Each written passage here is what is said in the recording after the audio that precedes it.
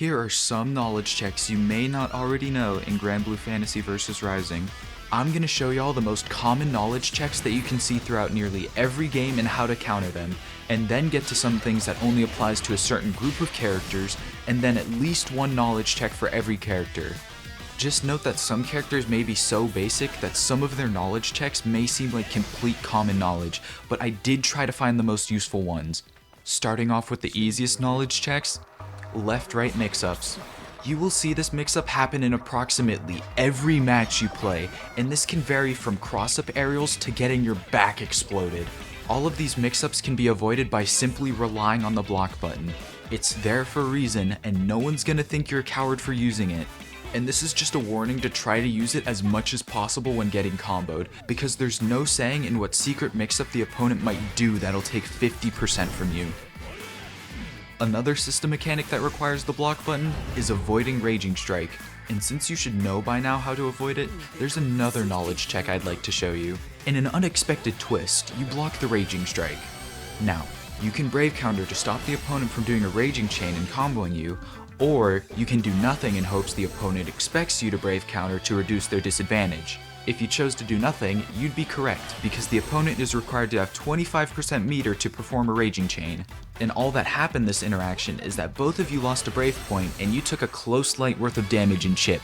This knowledge check is turned much more sinister if you block the Raging Strike in the corner, because even if they have 0 meter to perform a Raging Chain, they will always be able to combo regardless of performing Raging Chain, because the pushback of Raging Strike does not affect the opponent in the corner. So if you block a Raging Strike in the corner, you will always have to Brave Counter, or else you will be eating it. Or you could just be like me and never block Raging Strike. Something even the best players don't know is a unique interaction with fireballs and crossover. That being, any airborne fireball can be crossed over. Typically, since there's no instant blocking from a dash in this game, you're forced to either evade or cross over on reaction to any approaching fireballs. But the thing not many people know is that you can cross over, which is an evade as well as an advancing move, which can be most useful if you notice that the fireball is off the ground. Now sometimes you don't always want to be using crossover on every airborne fireball, because even if it works, you might be right in your opponent's face by then. But just learning the right time to use and not use this is more of an experience check. Here's a knowledge check. Which one of these two fireballs are grounded and airborne? It's Matera's 214U that's grounded. Does any of this make sense? No. A nice guide for knowing when you're in 30% HP isn't by doing the math calculations of how far your HP bar is, because there is an indicator and it's in the design of the HP bar UI. So as you can see here, there's a small protrusion exactly where the 30% mark is. All of those are the easiest knowledge checks and most easily applicable ones I know. And now I'm going to get on to more that affect a specific character group. Compared to the invincible reversals y'all may know as DPs, parries are the quite self-explanatory absorbs the hit and counters if the hit connects on the activation of the parry. And parries in this game are extremely varying, from Luane's hard to punish but easy to avoid on reaction parry, to Sora's 5U that increases the multiplier of his defense buff he never uses. They typically all beat safe jumps depending on when they activate, and depending on the version that's used, they can lose to lows or mids. For the only two characters with parries like this, the way you spot if you're supposed to low or mid these moves is by seeing if they're crouching or not, and if they're glowing, you're either supposed to throw them or try to punish as the parry ends. Some parries, regardless of if you hit them, will activate either way, so the best thing you can do is just wait for them to end, or most preferably, evade. Whether that they may require you to evade once or twice, but every reversal SBA apart from Cagliostro's can be evaded. And I hope that you understood that I said SBA and not SSBAs, and also some characters' SBAs have different uses, so you can evade those, but why? The only ones of note are Catalina's, which the evade has to be delayed point blank or else you will get hit, and 2B's, which you have to evade very fast. I would like to make an exception. I don't think Vera's install SBA should be evaded, because if you were to evade it, you would be +1 on evade, as to where if you were to block it, you would be +15. The only time I would recommend evading this is if you're already running and you're forced to evade or else you would get hit. SSBAs, on the other hand, are very random on whether you can evade or not. We have moves like Eustace's SSBA that can't be evaded, and Matera's that can't be evaded point blank, but can at a distance. So unless you're in chip range or already know if you can evade that SSBA, I wouldn't recommend evading SSBAs for how inconsistent they are on which are evadable and which ones aren't. Every low 66M can be a varying frame advantage on block starting at a high of -8 to as low as -5. The only low 66Ms this rule doesn't apply to are both Belial's being +1 for the fact that they're slower and their hitbox is shorter, and 2B who doesn't have one. This chart shows the consistency range of the frame advantage depending on where this move is blocked. So first things first, know what your character's frame 8 move is, and only attempt to punish this move when blocked in the red range. On the other hand, there are 66Ms that are overheads, and they have an inconsistent frame disadvantage on block, but they are usually more punishable if they come out faster, with the few unpunishable overheads being Soars and Eustace for how slow they come out. So Nears, which doesn't go that far, is -6, having a typical close medium punish. Then we have Grimnir's, which is always punishable due to how fast and far it goes, and then we have Fairies, which is similar to how a normal 66M low works, but it's an overhead. Guard Crush Unblockables and True Unblockables is a feature some characters have, and no, I'm not talking about Raging Strike. Guard Crush Unblockables are unblockables that get more reward on use, but the issue is that the opponent can always Brave Counter if they're willing to use it.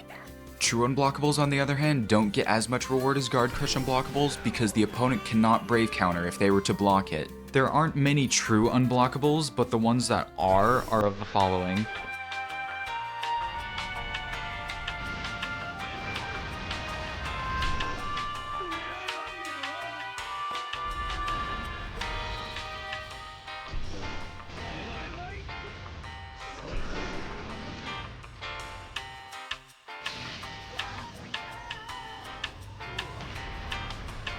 All of the true unblockable moves are avoidable by evading, and only one of them can combo you. Guard Crush Unblockables usually have the enemy doing a very high startup animation similar to the ones in Tekken, but unlike these, they get combos afterwards. The Guard Crush Unblockables you may see are Charged Catalina 214H, Vasaraga Charged Crushing Strike, and Ladiva 214M. The one thing they all have in common is that they guard crush and force you to go into this specific animation, which typically leads to an unblockable. There are moves that cause guard crush but don't go into unblockable setups, but just to avoid labbing, if you see this animation, the opponent is either going to murder you or is going to be extremely plus. A common misconception is that sometimes people think command grabs are unblockable. In hindsight they are, but command grabs lose to backdashes and jumping. With evades having the ability to avoid every strike in this game, evading does not beat command grabs and throws. There are 17 different command grabs in this game, 1/3 of which belong to one character. All but 3 of the command grabs are moves you avoid by jumping. If you didn't know, you cannot tech command grabs with normal throws, but you can tech command grabs with command grabs. Just blocking isn't a system mechanic with much use in this game, unlike Guilty Gear where it pushes the opponent further or whatever it's feeling that day. But the way it works in Rising, it gives you 1 extra % of meter. Now I'm not telling you to try and time a block with every move you see, but I'm telling you to do this against moves with a lot of hits, like for example Luane 22U, Sandalphon 214HU, or Belial 236U. And that should conclude all I have to say for specific character groups. On to at least 1 knowledge check for every character. And just bringing this up again, some characters may be so basic they have little to nothing knowledge check wise, as to where some characters may have unforeseen knowledge checks no one has even seen yet. And I did try to find the most useful knowledge checks that could be applied to if you were a new player or even a Grandmaster. Gran, being the most straightforward character in this game, has 1 knowledge check. And that knowledge check is when his 5U or Power Raise gets to level 3, it becomes invincible on activation. His 5U is -5 consistently throughout all levels, but is barely ever punishable due to it being so spaced out on block typically. So just observing his bar is the best way to avoid getting turned into roadkill if you're approaching him while charging. Jita's 5U works the exact same way as Gran's, which at level 3 it makes her invincible on activation, with the only difference it causes her to go airborne, making it more useful as a throw bait. It travels less, and is -2 until level 1, which after that is a consistent +2. Back on the topic of unblockables, Catalina has a guard crush unblockable using 214H. The timing on when the move actually comes out can be very obvious due to how much time is required to charge to get the unblockable, so jumping in is the best option. Her 5U is a stance that has 1 hit of armor and is mainly used as the most consistent Brave counterbait in the game, so being more cautious when throwing out Brave counters is a must against this character. But when you understand how this move works, if your character has a multi-hitting special, it instantly turns into nothing. Charlotta Noble strategy can be very annoying if your character does not have a reversal to just ignore the special and reaction every time. But when you're forced to guess and know nothing about this move, it may seem hopeless. The special has 4 follow-ups. A dive kick that's plus and is used as a safe jump in some setups. An overhead that does not have an overhead indicator.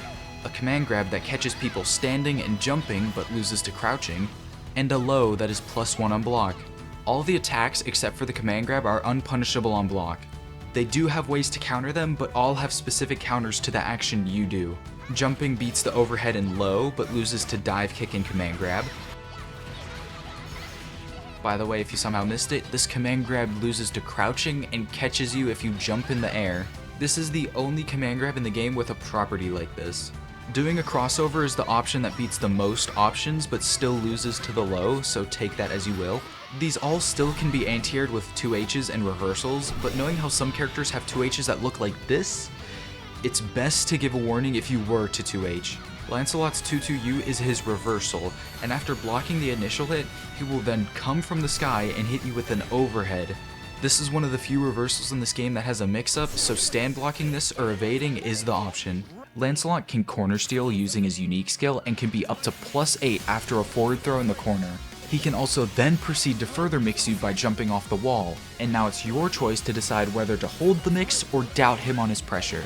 I was hit by this in an actual game, so now I'ma just tell everyone to start blocking, because now I know I'll never get hit by this! Percival's 5U is a very underwhelming command grab for the reason it does no damage, only combos in the corner, and is extremely slow. There is no ideal way to counter this apart from just expecting the move, because no human can react to a 14-frame move. Even though this move is bad, just the existence of this move could be enough to make someone jump and get punished for guessing wrong. Similar to Catalina's Guard Crush unblockable, Percival has a true unblockable but with his SBA if it's charged for an extended period of time. This move is such a joke I don't even have to mention it, because the only time someone's hitting this is on someone who hasn't even been playing the game for 2 minutes. There's the reactable one that allows for a combo in succession, and the other 5 are guessing games. The 2 command grabs that catch the opponent in the air are used more for combos, but can be used if the Ladiva is goated enough. Apart from that, Ladiva also has 214M, 214U, and 236U, which are all jump scares because they are all technically unblockable. 214M along with 214U is a guard crush unblockable that loses to crouching and brave counter. 236U is Ladiva's wake up option. It's a parry that activates when absorbing a hit and will still activate even if the move doesn't absorb anything. This is a true unblockable and has to be evaded to avoid. Ladiva's heavy headbutt of love is very underwhelming. Apart from the guessing game you have to take after holding the first hit, after blocking the second headbutt, it's more of a challenge to see if you could lose this. First, we went from -3 to +2 from the first to second hit. Apart from the many gaps in this move you could throw a reversal out in, if you block the third hit, you're guaranteed a throw punish due to how Ladiva is -4 and how much she's pushed forward on block. Matera's Great Fall can be ignored quite easily if there's no setup beforehand, that setup being Ethereal Seal point blank. Every character in this game has a lariat of some sort, right? So on reaction, and even looking out for fireballs set to random, I'm able to get a punish every single time. So as long as there's no Ethereal Seals next to her, you can always react with a lariat if she decides to do the Great Fall. Matera's Ethereal Seal is a complicated move to say there's a one-size-fits-all counter to this move, because with how you'll typically interact with this move is that you'll run over a seal, she throws a fireball, and since you can't dash block in this game, you're forced to evade, which then has you explode. Crossing over can work, but with how big the activation hitbox of Ethereal Seal is, and knowing that 214U hits grounded, there's still risk to trying to avoid this move. And jumping is very much not an option either. When you're not fighting Ethereal Seal and jump in, Matera's 2H can be air blocked. I just wouldn't recommend trying to take your turn back on this move expecting it to be minus when this move is already air blockable. Here's Lil Wayne and the first knowledge check I ever learned in this game.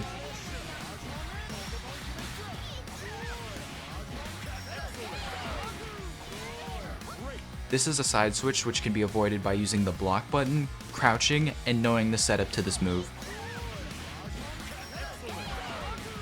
And if you really want to punish and you have 100% meter, you can press the simple input of super in case that they mess up the side switch and you get the wrong input. Lil Wayne's light through heavy parry is a hard to punish parry, but it can be quite easy to evade even if you activate it. The light version only parries mids and overheads for the fact that it can combo on succession, and the medium version only parrying lows, but it gets a better reward on succession. The heavy version parries all overheads, mids, and lows, but lacks combo potential. If you activate this move with a normal that can be cancelled into an evade, you will never be getting hit by this move, unless you're bad at reacting. His ultimate DP, similar to Lancelot's, has him attack at the start, but instead of an overhead like Lancelot's, has him finish with a low, this being one of the only two reversals with a mix-up. His SBA is different than everyone else's, that being he's the only character with their main reversal super being an install. And in this install, he gets access to 6 moves. The jump catcher, the chip damager, the low, the fake out, the overhead, and the ender. Unless you're fighting him at 180 ping, reacting to the low and overhead is extremely easy when practiced. Start by standing, then when you see the startup animation, remain standing for a few more frames, then crouch, and it will block every option he does due to the overhead and low having such varied startup time. So, unless you blocked all his mix-ups, he will then try to end it by going as far as possible and hitting you with his ender. Depending on how far he is, he will be less punishable the further this move is blocked. If blocked point blank or if cancelled from another move, he will always be -6. But if done from a far enough range, he will be unpunishable. Or he can just not do the finisher and just jump out of it. If Lil Wayne is at a low enough HP, during SBA you can kill him if you're willing to take the risk of getting hit. His SSBA is now an obstacle course instead of reacting. Now, I can't say much on how to counter all the setups in this, but the moves in this install can all be evaded apart from the charge version of this move. Then there are setups that catch evading, I think. We have the air blockable ball, the air unblockable rocks, the unblockable fire move that takes a brave point, and the tricky to evade lightning. These are not the names of the moves, but for an easy description they will be called these. For Fairy, when typically getting hit in this situation, there's 3 wake-up options. 1. Do nothing. 2. Back tech. And 3. Down tech. Which all of these can be done by doing nothing for delayed tech, down and attack for down tech, and back and attack for a back tech. And since we're in the corner, down tech and back tech have the same frame advantage, and we're not just holding this on Oki anymore. But mid-screen, doing down tech won't allow you to 6XL in this situation, but it's much more preferred rather than to be further. Zeta's parry, specifically 214L, is the parry that allows for her to get better combos if successfully parried mid-screen. There's 2 upsides and 1 downside to this version. It gives you a better combo and it has no cooldown. The downside is that it loses to lows, so obviously if we expect this move, we should do a low. There's also 214M, which only parries lows, but this move is such a joke along with Lil Wayne's, it practically doesn't exist. And then we have 214H, which similar to Lil Wayne parries all moves. If you are close, I would recommend to throw this, but if you're at a range, I would crouch block in hopes that she jumps so you can anti-air this. If you're also goated at reacting, you can DP this move if you activate it and notice you could die. Vasaraga was a character I absolutely hated looking at when I first started playing this game, because similar to Bedman and Strive, it was extremely hard to tell what he was doing without experience. And along with his stance with 5 moves, of course you would have to lab him. First of all, we all know what Soul Forge is, right? He explodes using 5U and then has the ability to absorb 2 moves before getting hit. Obviously this is armor, but it only activates on certain moves, specifically specials, heavies, and his stance. So if you have a multi-hitting special like a DP, most preferably it is invincible, you could ignore this trait quite easily. But if he's in this stance and does one specific move, he gets infinite armor for the cost of being punishable on block. Makes sense? On the other hand, he has a hard to punish crouchable swing that's used as the fastest move to get out of the stance with and to catch jumping opponents because it is air unblockable. Medium is a low, heavy is used as a combo tool, and if charged, it's used for a guard crush unblockable setup, and like I said before, U is a move that has infinite armor but is punishable on block. He can cancel the stance into a command grab, which you can easily react to every time, you just need to make the conscious effort to avoid it. And speaking of Soulforge, Vasaraga can get hit out of his stance if you notice he doesn't have Soulforge, and you time your hit right, because he will step on your toes. Vasaraga's tackle can be quite difficult to evade, but you can evade the light and medium version on reaction, with the earlier you evade making it more plus for the risk of the attack catching you. The heavy version of his tackle cannot be evaded if he's close due to him having another part of the move, and on block it's -5, but you're out of throw and close range, so you cannot punish this unless you block this move in the corner or are either Belials. Something I wish was in the game was an indicator for which stance Narmio was in. Why? For this reason. But there is a way to actually tell if she has the parry. Okay dude, I'ma stop you right there. I was gonna go on this whole rant talking about, oh, you gotta look which hand she's holding the sword in. And then I was also gonna talk about game design and the characters being flipped. But in the end, I realized I don't even have to talk about that, because you can literally look at the skills. I genuinely have no idea how I have 1,003 hours in this game, and just recording this video, I have noticed that. Either I'm not the best at noticing things, or y'all be gatekeeping this stuff from me. Anyways, that's what you should be doing. Sore is...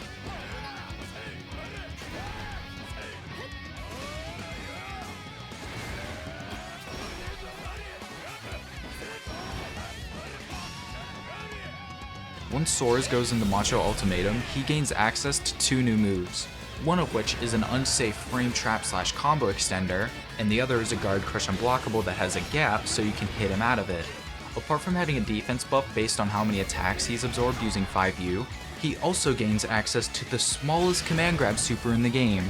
You would think that a move that says invincible and is a rising move is minus. Wrong, Zoe's 623H is in fact +2 and can only be anti-aired. Along with that, her 66H exists. Similar to Zeta and Luane's light parry, it does not armor through lows.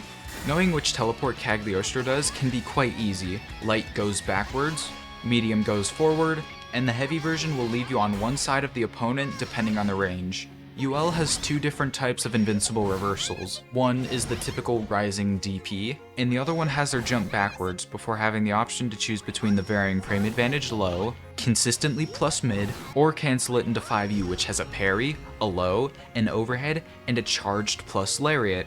But for a realistic situation, it's just parry and the charge attack. When fighting UL, you have to make sure you're not just running into her on wake up trying to catch one option at a time, because in the end, they're both easily counterable if your character is fast enough. Just make sure to do it fast enough so, for the fact I'm barely even qualified to be calling this a knowledge check, Onrey Spiral Spear follow-ups. His parry also has a unique thing where it always does the follow-up regardless if it absorbed a hit or not, so just blocking this typically leaves you +10. Eustace's DP input special, or Rat Race, has 4 versions. The yellow one doesn't go that far and catches evade. The blue one goes further and for some reason says it combos if it hits twice despite it not comboing at all. The red one allows for him to combo off of his throw, gets better conversions off of activated heavy attacks, and increase overall combo potential and damage. The green one is a fear test.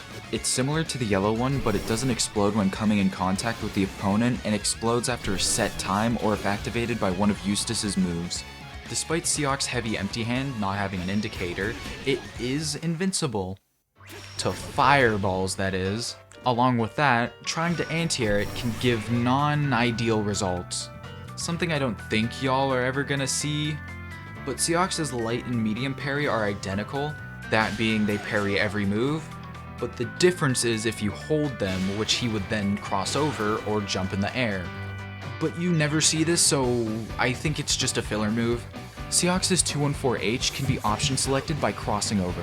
You don't want to evade this move because even though you can, they can delay the fireball and it will catch your evade. The move that does catch crossover is Seox's Empty Hand, so make sure you guess wisely. Vera's 5U is a 30 frame command grab that allows her to go into install for free without spending 100% meter. The only thing I recommend is that you go to human benchmark and make sure you get an average reaction speed below 200. And even 200 is pushing it. Her 214L is a forward advancing block string ender. If done from a range, it's safe, but if blocked point blank, it can be either thrown or hit with a close light or frame 5 button. Her 214M on the other hand makes her plus for the fact it has a gap you can hit her out of. This move can be easily countered if timed right because of the 10 frame gap between both versions. Beelzebub has 2 knowledge checks that's worth note: 214U and 22U. 22U is a move that is a guard crush unblockable, but it also cannot be brave countered, which is the only time I believe this happens. This move can be evaded quite easily. All this move requires you to do is just know when it's gonna come out. His 214U is for catching evades and crossovers, usually done after he throws out his fireball. If you were to cross over his fireball, he would have a more successful rate of hitting you with 214U. But evading his fireball is pretty hard, but you can evade 214U more consistently. Belial has a parry that can be easily confused with his command grab if you don't look at the very different animations. And now that you've learned that, we'll combine them both. So at hindsight, his ultimate command grab looks like his parry, but all of a sudden 50% of his meter just disappeared. With this being the only ultimate move that doesn't instantly turn the screen blue, it can be quite easy to tell which version it is. Avatar Belial has a stance where he ascends into the air, and in this stance he has 4 moves. A +2 stomp that is quite self-explanatory, a +2 dive kick, a command grab which he can only combo off of during the heavy version, and a chargeable laser, which if the opponent air blocks, he can use 5U to make it air unblockable. So my best recommendation to counter this is to try and not evade all of these options because you will end up paying for it. Evading does beat 3 out of the 4 options, but when it doesn't beat the most damaging option, is it really that worth it? His command grab has him stall in the air before showing his hand glowing, so deciding to either backdash or jump is the best way to avoid this move. Avatar Belial has a command grab super that can only be used once he's in SSBA range, and if misspaced, you will have to evade twice, or if you jumped, just aerial him. Avatar Belial's packed follow-ups allow for him to continue his pressure or to allow him to get more damage. When used in block strings though, it can be quite tricky to understand what to do. He can only do packed after a special move comes in contact with the opponent, regardless if they blocked or not. His 8U is similar to his stomp where he is +2, and attacking after this move on block is not recommended. His 5U can be used in this counter hit bait setup. Since he DP'd in your face, you'd expect to get a punish, which is obviously what he wants you to think. All of this can be avoided by delaying your attack. Since I delayed my attack, I didn't get hit and I get a punish now. And since his 8U comes out so much more later than his 5U, it can be quite easy to tell when you can anti-air this. I would recommend trying to counter this yourself before going into a game with no experience. Anila's 214L and 214M have both varying startups which can be used to catch your evade. There are 2 situational knowledge checks for this move. After blocking a triple attack, you're supposed to press a button, because no matter which 2 and 4 she does, you will always be able to press a button and not worry about getting frame trapped. Just mind the existence of the other moves. If you were to evade during the triple attack, you'd always get caught by the last few frames of 214M. The second interaction, 214M can be countered from the far range, on reaction or if cancelled from a far normal on block. If you jump forward, it will always benefit you. Even if the move misses, if she jumps off of it, that's the reward you will be going for. As stated before, Siegfried's 214U is a true unblockable and has to be evaded on reaction. We all know Grineer's Gale Dash is -2, right? But now when he does it in the air, it gets pretty stupid. For one, if he's close enough, you can always clash with his JL if your close light is frame 5. But if you block it from a distance, that's when you can do nothing but DP, which isn't fun. As you know, his fireball is airborne, but once he turns it stationary, that's when it becomes grounded and cannot be crossed over. An ability Nier has specifically to her is that she can do a corner steal overhead, and when combined with 236U, it can be used as a visual nightmare and mix-up. Learning about Nier's special move counterplay is a non-interactive RPS game. When blocking a move like 214H, you have the option to attack and kill Death, or get hit by a DP and proceed to get comboed. And then if we block the DP, then you're 100% able to kill Death. Sometimes if Nier is close enough and does 214H, Death would go behind you, and even if you guess right, you still wouldn't be able to hit her because she is off screen. Lucilius has a second super where he gets the ability to fire 3 lasers before the 4th automatic hit. There is a pretty noticeable startup before the SBA actually comes out, and you can tell which one is which by the pose he's doing. The chip damage from the lasers isn't even that bad, and all of them are air blockable. 2B Severing Assault is absurdly easy to counter. You're not supposed to punish it on the first hit or third hit, but the second hit. And even doing this on the character with the wackest confirms, it's so easy to consistently punish this, even if they do the third hit. Another thing is that 2B can no longer air block after double jump or air stall. So if you notice you have a move that covers that range, but it is air blockable, you got it. Vayne's shield loses to anything with more than one hit. Just make sure you react on the startup before you eventually end up getting exploded. His 236L is safe on block, but can be evaded, but should only if you want to avoid chip damage. You get more reward for evading 236M, but only after a delayed evade when it is spaced out, because if evaded point blank, you will always get hit. In a block string, you can cross over Beatrix 214M and 214H to get out of the corner from it. Block button. Looking at how majority of characters' close heavies and 66Hs are minus on block, Versusia's are both plus. A lot of Vicala's moves can be crossed over, and if you stock her item that catches crossover, which are these ones, then don't do it. Sandalphon's 236M on Earth can be reacted to on startup and you can hit him before the move comes out. It can also be evaded and punished, and you can always avoid it on Wake Up. Jump in if Sandalphon does medium down special. If you enjoyed this or found something new that you surprisingly didn't know about before, consider not liking or subscribing. I'm not even done editing this video. No shot. I bet I spent more than 100 hours on this video. I'm not even kidding. So if you want to know how I made this video, there will be an unlisted video in the description showing how I made this. I have no idea how long it'll be because I kind of have to finish this video like right now.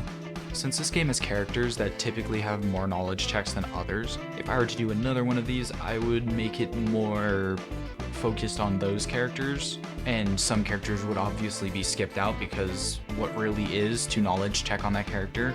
But yeah, if you'd like to recommend something, whether that be a universal mechanic that not many people know about, or just a character specific knowledge check, I'm open to listening. And with that, I'm out of here.